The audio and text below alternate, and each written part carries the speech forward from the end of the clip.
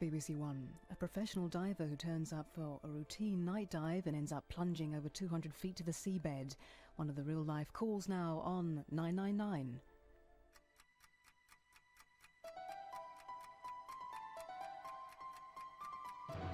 All of tonight's rescues are true stories. We've sometimes used actors and stuntmen, but everything you see is based on the accounts of the people involved. They've helped us to reconstruct the events as they happened.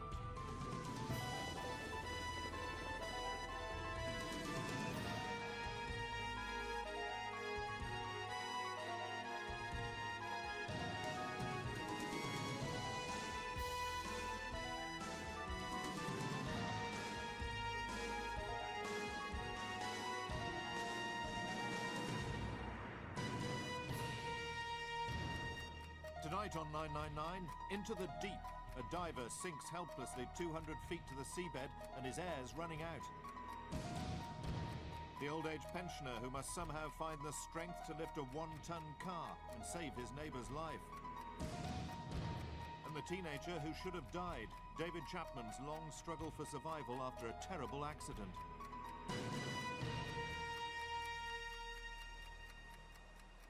Professional diver. Sounds a glamorous occupation. That's what they're training for now. But the reality is rather more mundane. Hour after hour, working in water so murky you can barely see what you're doing, whether it's underwater welding or scraping the barnacles off a ship's hull or diving in the North Sea oil fields. Commercial diving also involves some pretty unsocial hours. When a ship comes into port, time is money, so maintenance work above and below the waterline goes on round the clock. That's how Ray Ferrick found himself arriving for work at 2 o'clock in the morning for what was to be his last dive. Here, check that before we put him aboard the boat. Yeah, 220. I arrived at Falmouth Quay about early hours of the morning. The first person I noticed was Mike Woods. Hello, Ray. I'd met Ray on a previous job, about a fortnight, 3 weeks earlier, on the Kennet and Avon Canal. Yeah, well, you've got the salt start tonight. You're the last one on site, so you've got to get the beers in. Yes, keep yourself busy? Yeah, we've got another whole scrub to do tonight, as you know, but it should be all right. No, this job was slightly different from the jobs I've been used to. All the commercial jobs I'd done were at surface demand, which you breathe your air through a pipe up to the surface, which is always connected to you. All on scuba though tonight, you okay on it?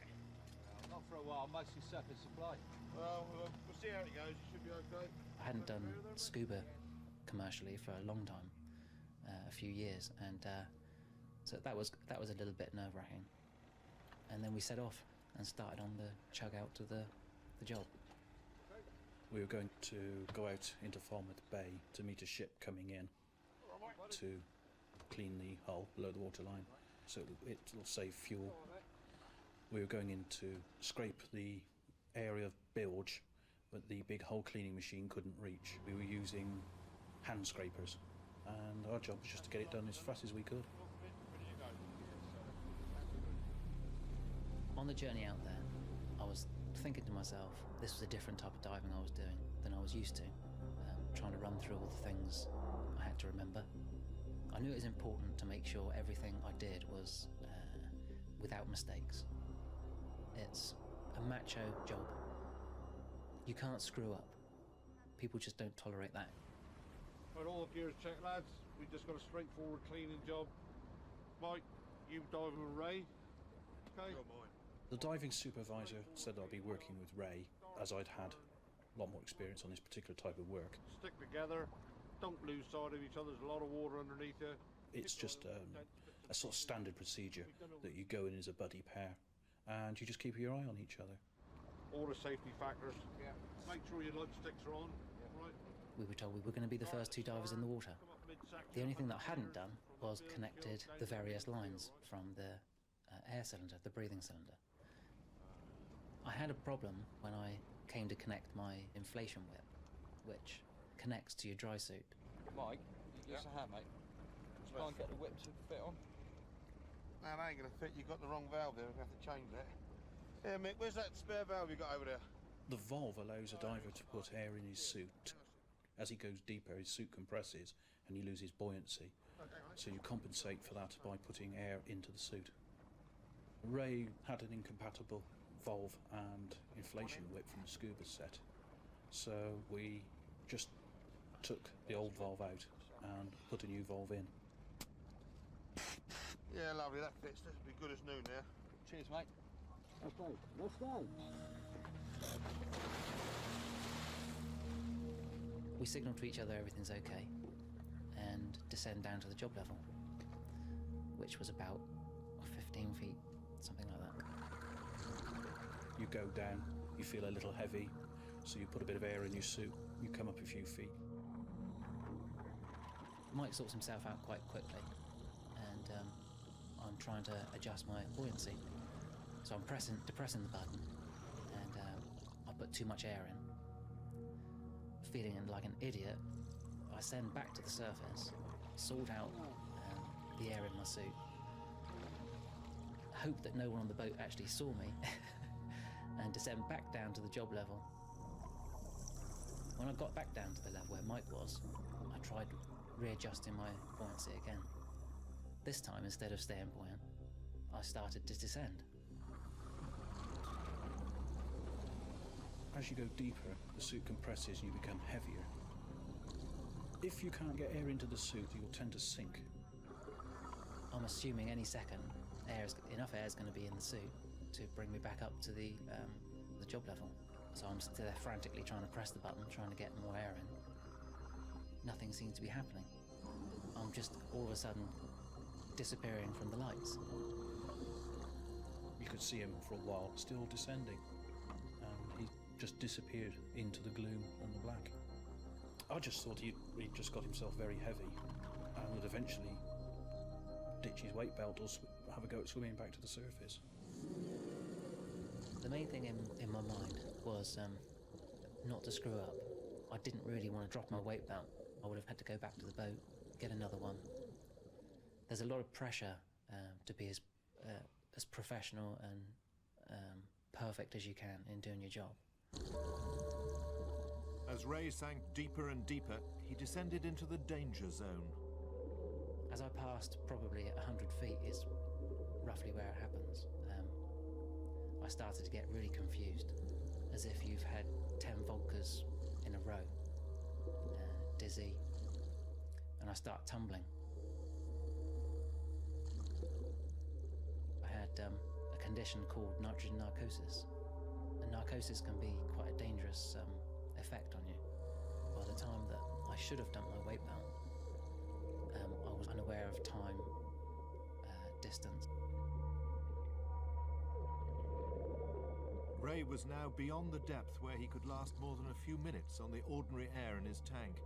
Unless he could recover his senses and ditch the weight belt, he would soon fall unconscious. And if that happened, he'd suffocate. And then I'm aware of lots of green phosphorescent bubbles floating in front of my eyes, rushing around my mask. And suddenly I feel like I'm at a nightclub or something, and I'm absolutely drunk. And I'm just staring at flashing lights, strobing lights. I knew I was at depth because I'm squeezed tight by the suit. I can hardly breathe. And I'm having to suck the air in, which is quite traumatic as my mouth was clenched so tightly around the mouthpiece. I was sucking in water at the same time, trying to swallow it rather than breathe it. After a few minutes, it became evident that he wasn't going to come back up. So I was left with no choice but to follow his bubbles trail down. I was a little reluctant because you don't know quite what you're heading into. Oh, after a couple of minutes, I lost sight of his bubbles. I must have hit a layer of plankton or something, and it was just like being in fog. The lamp was just reflecting all the light back. Couldn't see. So, in a fit of desperation, I turned the lamp off, and I could see the bubbles glowing in the dark. My breathing is frantic from the effort of finning and tumbling and falling, so I had no idea how much air I'd actually been breathing or how much air I had left. Before I knew it, I hit the ground, hit the seabed. I'm lost in the middle of nowhere, absolutely exhausted from the effort during the descent, disorientated. I can't think of anything that's going to happen, any way I'm going to get out of the situation. I thought this is really, could be it. This could be where I finish, where I die.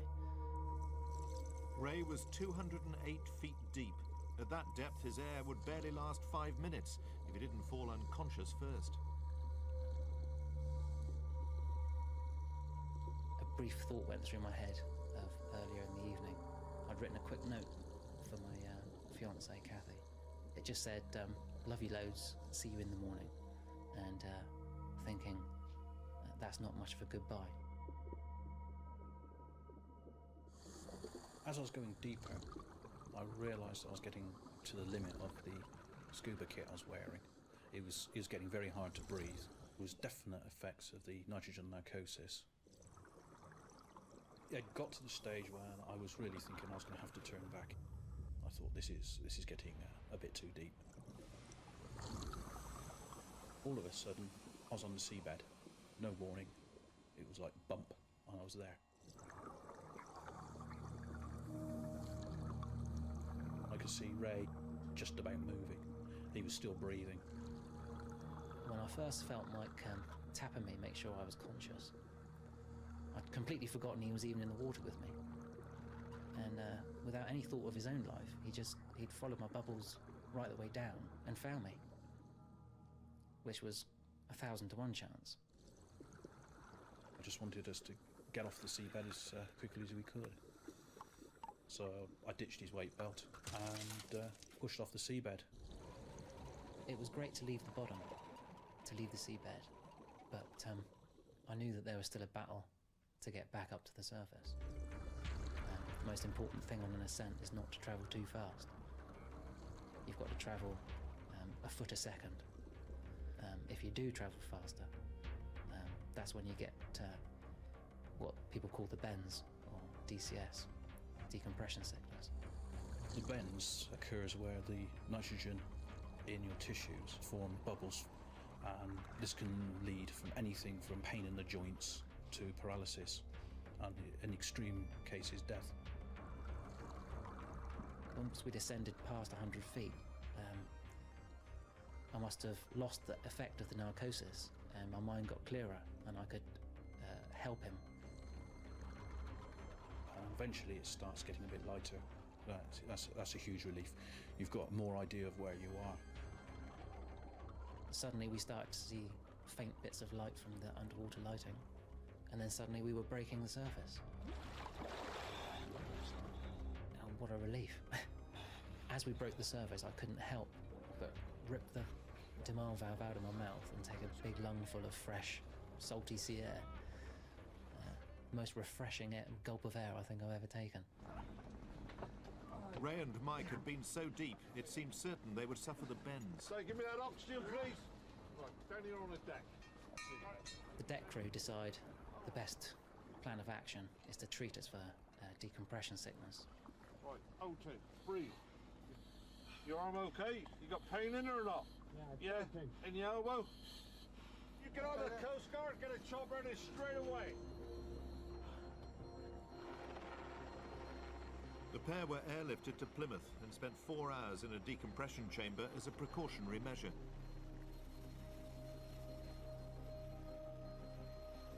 The worst thing I had was a bloody nose, and I don't think Mike suffered anything.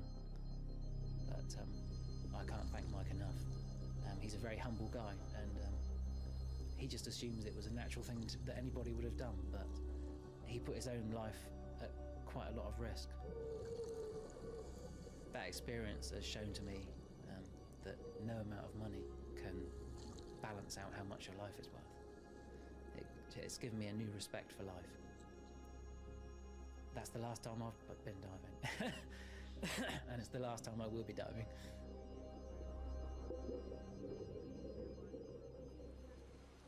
The diving company involved was fined £2,000 after the incident when they admitted that Ray and Mike should have been attached to the boat with lifelines. Ray is now planning to do a course in computer games design. All divers are aware of the risks in and around the water, whether they're professionals or just dive for fun. They're fully trained in basic first aid and resuscitation techniques. If you'd like to learn how to save a life, then why not apply for a place on the BBC 999 Lifesaver Roadshow? Tonight we're offering 1,000 free places at a roadshow to be held at the Maidstone Leisure Centre in Kent on Saturday the 27th and Sunday the 28th of June. Call us now on 0891 339 999. The lines close at midnight.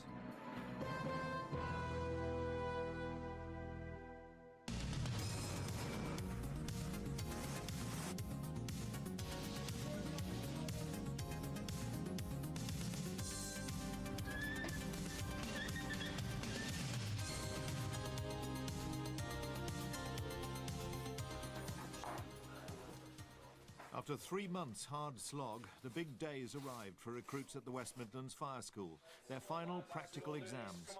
First time out your way out then. Okay. Good lads.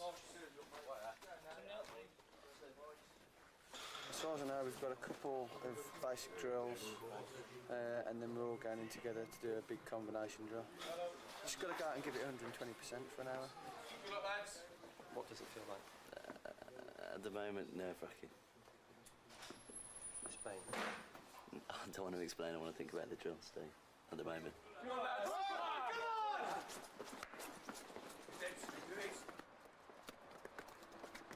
Ted! Morning, sir. Smile. It's compulsory. Right. 12th week assessment. I think you recognise the face. I've seen you before. Don't know any names, all I got is numbers. Try your best, do your best, you'll be okay. They've got 1 hour on the drill yard to show they're good enough to be firefighters. Everything they've learned in the last 3 months will be tested and marked for ability. It's physically and mentally exhausting.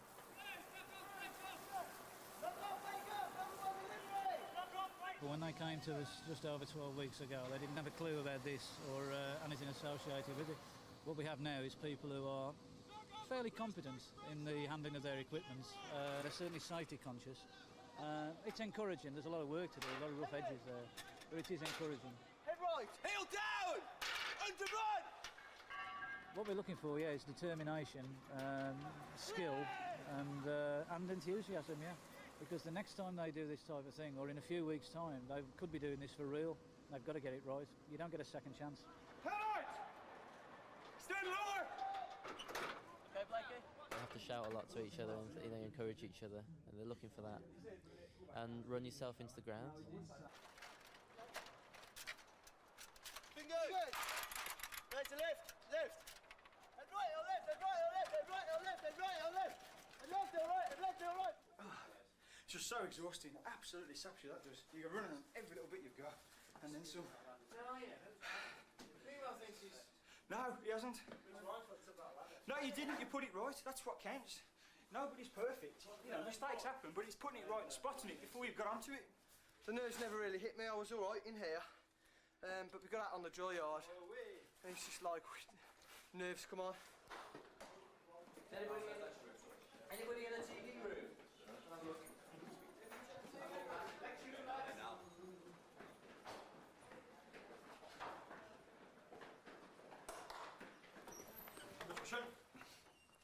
Okay, sit down, gentlemen. Thank you very much. Right, what you've all been waiting for then, the results of your 12-week examination. I'll go straight through then and let's get the misery over and done with. Mr. Blakemore, pass. Mr. Boyd, pass. Brindley, pass. Diver, pass. Drummond, pass. Duggan, pass. Evans, pass. Godfrey, pass. Manton, pass. Marshall, pass. Karen, pass. Moonwell, pass. Sharp, pass. Stebbing, pass.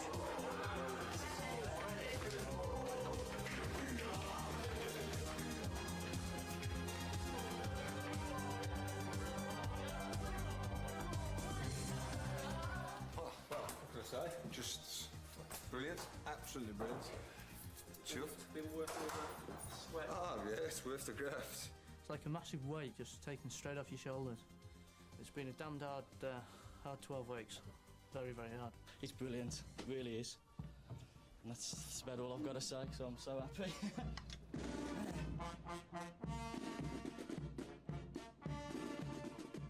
26 out of the original 29 recruits have made it to the passing out parade.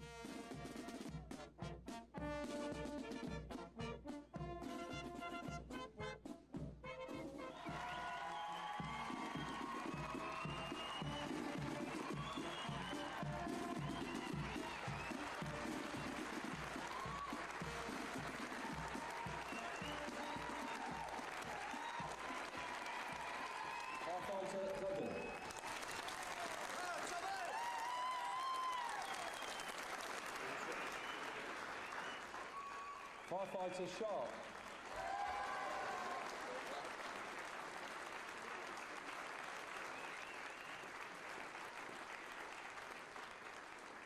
Firefighter Godfrey. At last, I've actually got a piece of paper to say I've completed it and I've done it, and I've suffered it for 13 weeks and got the grade that they require. And this piece of paper means I can go onto a fire station now and actually get on a pump and go and see some real fires instead of pretend ones. Oh, I worry about him all the time, don't I? I mean, mums do this sort of thing. I worry about him every time he goes back, every time he goes on his motorbike, every time he goes in his car. But then that's just part of being a mum. I never stop worrying about him, however old he gets. You take away the support that the families give, a lot of them wouldn't make it. As far as I'm concerned, you know, they've got to go home the weekend. They've got to have somebody to listen to them moan, essentially, for a weekend. And this happens 12 times. So for them to come and appreciate the work that they've done for the last 12 weeks, I don't think you can get any better. I think he's come out a better person now than what he was when he went in, a much stronger person. And we're all very proud, yes. I don't know how he'll go on when he first goes out, you know. You'd be worried to death. Well, I have been for the past 13 weeks, but today has been absolutely wonderful.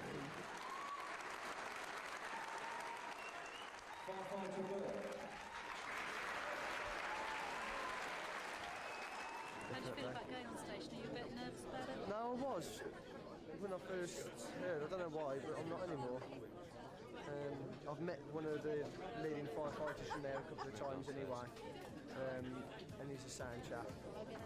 So I'm quite looking forward to it. Nice one, son. Cheers.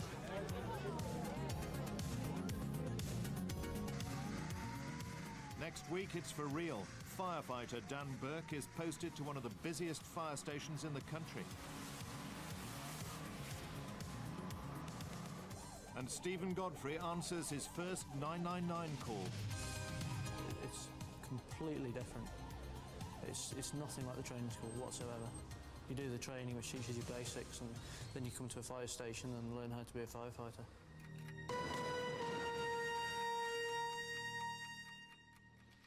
This is adrenaline, the body's very own wonder drug, which pumps you up for the classic fight or flight reaction if you're faced with a frightening situation. At times of extreme danger, it can give an ordinary person superhuman strength, and there are countless stories of people doing things they never imagined possible. It certainly played a life-saving role in our next story, involving Steve Taylor from Southend-on-Sea and his elderly neighbour, Ron Sharp. I'm still building. I am an active person. I've worked all my life. I've never stopped. It's silly of me sometimes because I'm not so quick as I used to be. Ron just lives up the road from me, and that's why he's able to just, you know, whenever he wants to pop in for a cup of tea and that, he's only got a short walk. Me and Ron do have quite a lot in common because he's a builder, I'm a builder. All right, Ron. You got your cementing gear? Yeah. You're going to help me out on this, yeah? Yeah. Excellent. Right, where Took is your it? time, didn't you? Well, I had a few things to do in mate. the house, you know. I'm teasing you, I'm teasing you. Come up here, I'll show you where it is. Take the bit that you've done Yeah, before that- and just yeah, working above yeah, that. easy, no problem. All right, if you I was working at Steve's. It was something for me to do. I can't sit indoors. He's the sort of person that'll always do you a favour. Whatever you wanted, he's the sort of person to be there. I had my car booked up that day to have some breaks parts done on it. I'd got the parts myself, and I just thought, while he was finishing off, I'll check the brake part numbers. It's not an easy car to get under. The fact is, it's very low to begin with. When I did get under it, there wasn't much room to manoeuvre or move around.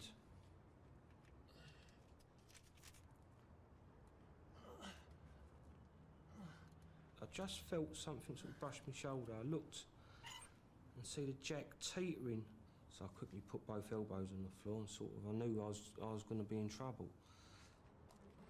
Obviously the car was on 3 wheels as well. Run! I could compensate with my strength and the jack, just being able to hold it. I'm off now. Run! Get the jack! Run! I heard the jack crunch.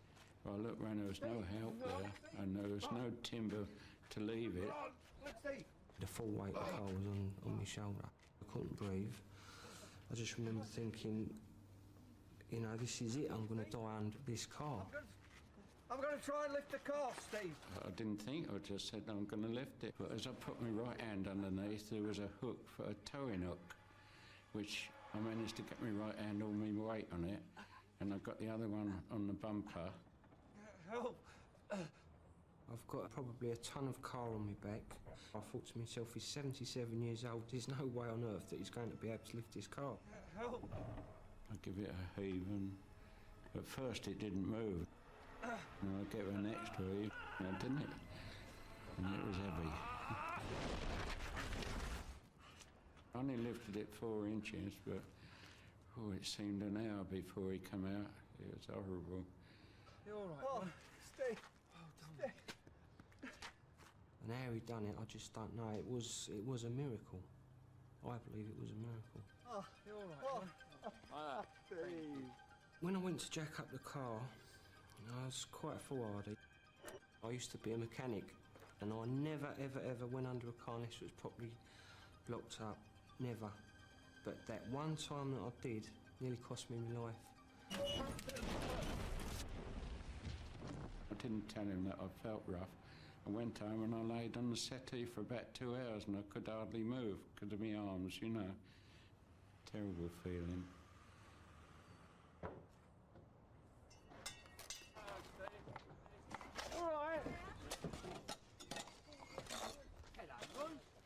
I've actually got planning in at the moment down the council to build some sheltered accommodation. I'm going to call it Ron Sharp House, and I've told him that he can live there rent-free. Got another birthday soon, in July, so I'll be 78 then. I wonder if I can lift a car at 78. I have to try. Doing it yourself may save you money, but like Steve Taylor there, trapped under his car, it could end up costing you a good deal more if you don't do it right. 250,000 people are injured every year in various DIY accidents, and there are 70 deaths. But the biggest cause of deaths and injury is falling off ladders. Many stores offer safety leaflets, and the Department of Trade and Industry has this advice.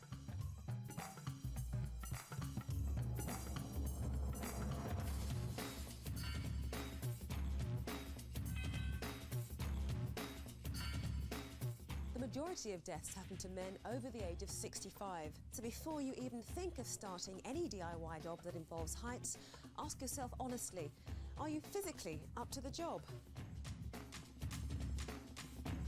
If you pass the fitness check, take a look at the ladder. Make sure it's in good condition. No cracks or rungs missing, and are the foot pads okay? If it's a wooden ladder, be extra careful. When you put it up, place the base on a firm, level surface. Ladders are designed to be used on your own, but ideally, get someone to foot it. Make sure you place the top against something solid. Above all, get the angle right. Most people are scared of falling backwards. It might look steep, but the further out you pull the ladder, the more chance it will collapse without warning. Just remember, 1 out, 4 up. Never stand on the top 3 rungs of a leaning ladder. You can easily lose your balance if you overstretch. With step ladders, accidents are much more likely to happen if they're used sideways on. It's less stable as you twist your body and shift your weight. So make sure the ladder is always front on to your work. Never stand on the top handrail to gain extra height. And always try and hold on with one hand while you work and use two hands while climbing up or down. Once you've finished with the ladder, the best thing to do is to hang it on wall brackets. And make sure it's out of the reach of young children who may be tempted to climb it.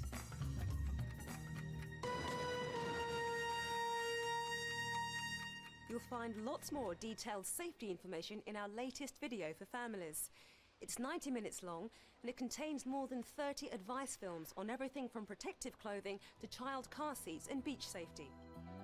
To order your copy, send a cheque for £9.99 made payable to BBC Education to 999 Family Safety Video, PO Box 7, London W12 8UD. This is a therapy bath at a specialist burns unit, which they use for changing the large dressings on the wounds. Doctors assess the seriousness of a person's injury by the percentage of the skin that's seriously burned. 20% burns are usually survivable. 50% burns can prove fatal. But until recently, nobody in this country is known to have survived 90% full thickness burns. That was until David Chapman from Faversham in Kent beat the odds and not only survived, but is now rebuilding his life. David was 16 when he was involved in a petrol accident.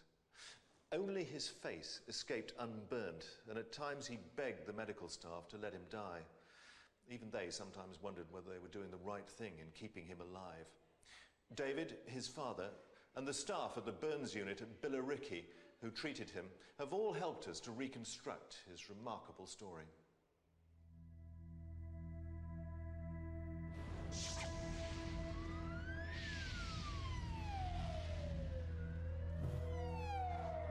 a youngish lad with a massive burn injury.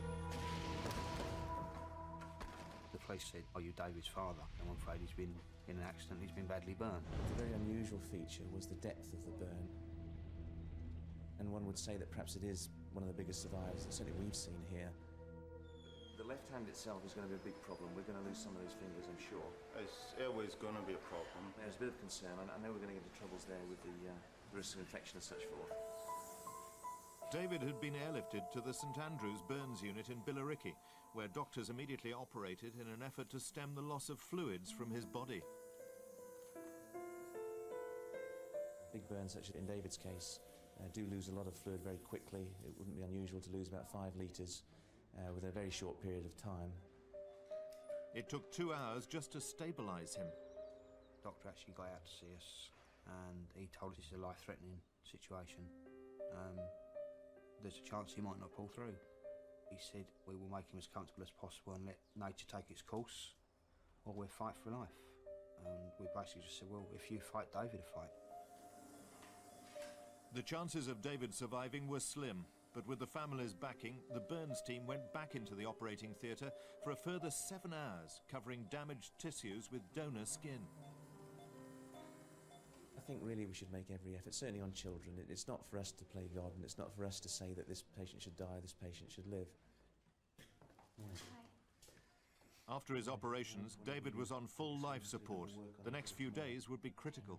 With big burns like this, you expect all the organs to fail, and that includes the kidneys, the heart, the lungs, and even the brain to some extent does tend to become waterlogged and injured in this type of injury.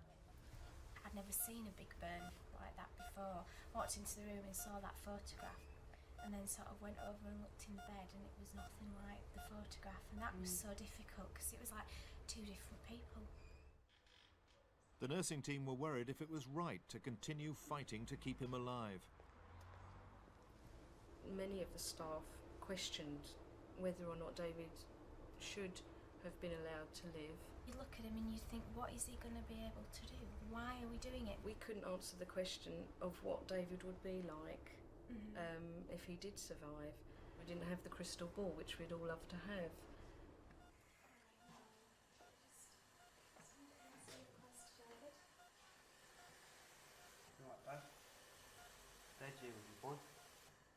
It was very hard to accept that your son's laying there and he could die. I immediately myself thought, well, I know David's a fighter, and if anyone can pull through this, David will do. But in my mind, I didn't think he was going to. We used to tell him, look, we'll leave you with our strength. When we used to leave him at night, we'll leave our strength with you, and you'll be okay. 10 days after his accident, David developed blood poisoning. Despite round-the-clock care, it looked as though he was dying. His temperature had gone through the roof, his blood pressure had disappeared basically. He was breathing so fast, it looked like he was shaking. We actually went in and said goodbye to him.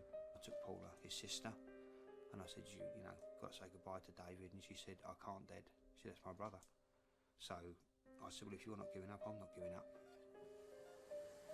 We'll be here, we'll keep fighting. When something like this happens, you know what your kids really mean to you. My other son and daughter were there for us, and they appreciated we needed to be with David.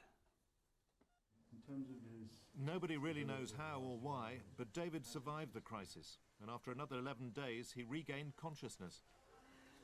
21 days, yeah, and you get no response at all, not even a flicker. And then he's opened his eyes and he's looked at me. He seemed to focus on me, and it was excellent.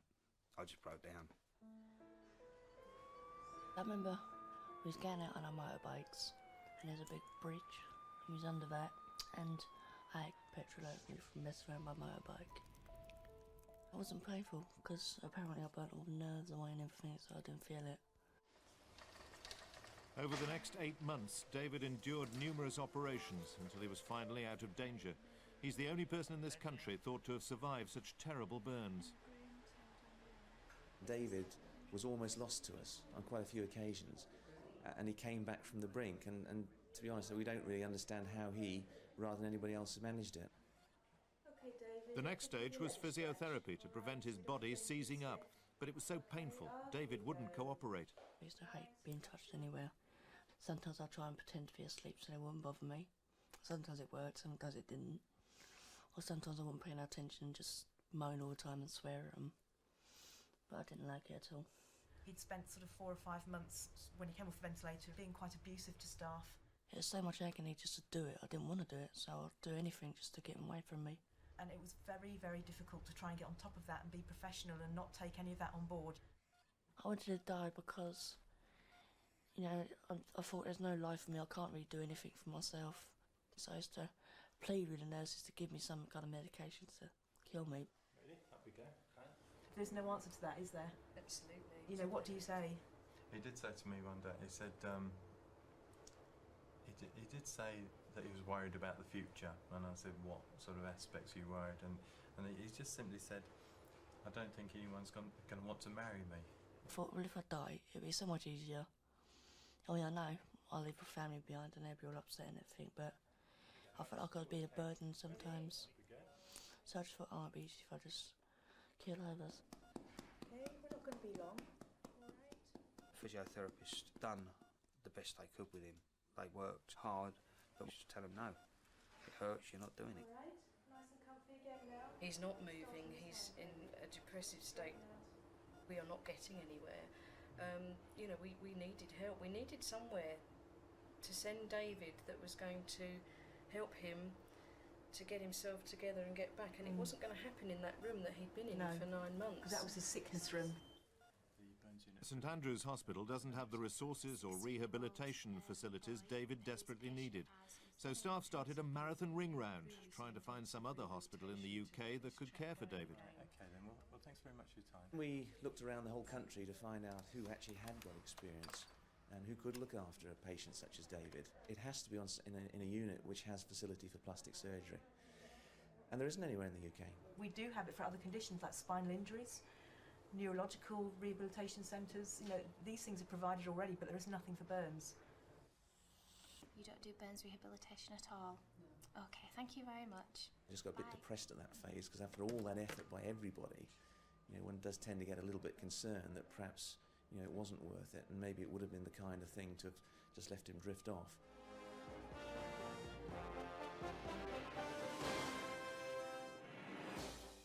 David Chapman is a medical miracle. His burns are so deep, muscles, joints and even nerves were destroyed. Today he flies to America, where new techniques could help him move and even walk again. I phoned one of my colleagues over in Galveston in America. It's called the Shriners, and they look after any child from anywhere in the world. And immediately he said, yes, just send him over, get the flights organised and we'll take him on. And I would add it was at zero expense to the National Health Service. I had to go, really. I wasn't really enjoying after 9 months being stuck in that bed. So, in a way I was dreading it, but looking forward to it, if you see what I mean. David arrived in Texas with his parents and a medical team, knowing it was going to take at least 6 months of full-time physiotherapy if he was to get a life back. The more we do, the better it gets, Dave. Every day we go higher, Dave, so we're going to try to beat what you did yesterday. He hadn't been up in at least, 10 months, I think it was. So we had to use the tilt table for a while to get him at least weight bearing. The longer you stand up, 10 minutes, the easier it's going to get. Even if you think about contracting them, you're moving your muscles. I couldn't win with them. They would just keep hassling and hassling and hassling until I give up with them. Got to get your legs ready for walking. All right? Your muscles are moving. I can feel them and I can see them. I can see them back here moving too. Keep coming. That's it. As far as you can go? As far as I can go. And say, it's really hurting. You just don't understand. I said, well, let me just hold it. And I said, it's still hurting. And we talk about the pain, but all the time I'm holding it at a point that I want it. A little bit higher? No, that's it. That's it. I said that's it. Oh, I'm going to hold it. Ah! We're more aggressive. We don't stop when they say, oh, this is as far as you can go. Bring it out. Bring it out. Can't Bring it wait out. to do it because it's really hurting both of me. Well, that's okay. We'll just do a little bit, okay? After the 3 months had expired, David had started to become a little bit mobile, and we were very actively involved in his treatment. And I was actually physically lifting David. Well, Val couldn't do that. It was just an impossibility. So we decided that she would come home and I stayed with David. He wasn't a very happy boy when I said I'm staying and Mum's going. Come on. All the way up. Got him, Dad? Because he knew then he was going to really have to work. 15 seconds. Head up. Hold your head up. Shoulders Look at the back. clock. You do 2 minutes properly. Not 2 minutes what you want to do. It was just a matter, you're going to do this. You want to walk out of this hospital, you're going to do it. He would talk to us and he'd say, tell Dad to back off. Dad's really pushing. You don't know. You told him 10 times. He did it 20. Head up, David. He wouldn't say no to me. I'd drag him around if I had to. We still have a minute and a half to go. 2.5 if you don't do it properly. That's a fret. I suppose that's what I really needed, actually. Because my mum was, like women are like too soft. The turning point was Mum coming home and he thought, right, I'm going to get home. I don't want to be here with Dad on my own. And I can understand that. Why I used to go at him. Lift it up. You got to lift that leg up. Come on, David. Remember, front and knees. You don't do it properly this time, you're going to do it again, Dave. The first step, well, it was just amazing. God. And again. You're turning the Put that foot again. in straight, come on. Use your muscle, turn it round. I'm trying to. Keep pushing. This is going to get you walking by yourself. Come on. He never thought it was a big deal when he walked. We would say, David, you walked today. He would never show us how excited he was, but we knew he was. Straighten them out. If he would tell us, well, I'm knackered, well, we say, we don't know what that means, so, you're not telling us anything. If you're tired, you need to tell us you're tired. If it's a long stay for a child, we try to provide outings.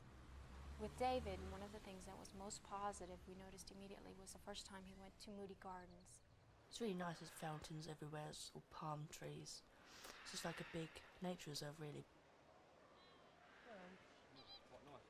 He saw that, hey, there is a life out there. There's more than the hospital, and I can do it. I can get out of here, and I can live again. David, you look great. 16 months after the accident, David was walking again by himself. We saw his motivation increase. We noticed that he was trying harder, and that he was requesting to go out again. Since the accident, we've gotten really well together. Well, you've got about 500 calories there. Don't look like it. Well, there is. Kept me from being really depressed. You've got to take 2,500 a day, so if you have 3 of these a day, there's 1,500 calories. He hadn't eaten for 13 months, not a meal. Yes. I'm going to try anyway. And the first thing I ate really was chicken McNuggets. I don't like chicken really, I don't like chicken McNuggets, but they was there and I thought, one, quite nice. That's your ticket home. Food. I think he was ready to go home, and we knew that when he went home that he would start improving even more. See you later. I think one of the main things that I learned was how to take a cut down, I guess. How to take an insult. David had spent 6 months in America before he came home. He's pretty much a miracle, pretty much a remarkable patient. And I use him as a motivator for myself and motivator for my other patients. I saw him for the first time at a sort of reunion party about a week after he'd arrived back. We weren't expecting him really to come back quite as well as that. He's completely different. It's lovely. I mean, it's so nice to see the patient. He'd grown up. He came to us as a little boy, and when he came back, he was a bloke, really. When you see David surviving and doing well, it's a tremendous boost to morale. And I think I can speak for just about everyone in the unit that would say that a big burn survivor makes the team spirit. David faces a long time of surgery yet, possibly for the rest of his life. A lot of it is cosmetic, or what I call functional surgery. In David's case, the problem is with his left arm. Can't actually get his arm up to his back of his head, but it could be actually improved, so therefore I think that's a priority. David, what we're planning to do is actually release some of these rather bad burn contractions which he's got. And in the left armpit area here, you see when I'm trying to pull his shoulder out, it's actually held by a very tight band just in here. We're using a product called Integra. This product will sit over a raw wound, and your own body will repopulate it with its own cells and eventually replace it with a like dermis. Now, there's a tremendous problem in the National Health Service at the moment. They're not able to fund it on a very regular basis, which means that we can't offer it to everybody. Wow, that's amazing. 6 weeks after the operation, and David can once again lift his arm. Put your arms down a bit. I know really we were literally sort of going between there and there, and we were stuck. Yeah. And you can see that the tissues here are now really sort of flexible, and they're bending right up. And you can almost see this sort of stretching as it goes. The plan then is to do a little bit more on your neck, and then to do that little band that's right around the back of your shoulder there. And we'll just do that a little bit more. We'll just play things by over time. He's now 18, and we're extremely proud of him. He's going to have disabilities for the rest of his life, but he certainly hasn't scarred his mind. He will achieve what he wants to achieve. He'll get there. Some ways it has made me a different person. I mean, I still joke around and mess around. Probably more than I used to, actually, but my family's around me. I've got everything I really wanted. I think that I've got a life now.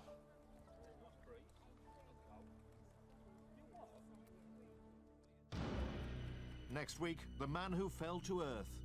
I was coming down at 100 miles an hour or somewhere near there, and this phenomenal ground rush just came surging at me. All you can do is just tense up and hope for the best. And the real-life rescue of a boy trapped under a lorry up to his neck in freezing water. To reserve your place on the 999 Lifesaver Roadshow in Maidstone on June the 27th and 28th, call us now on 0891 339 999.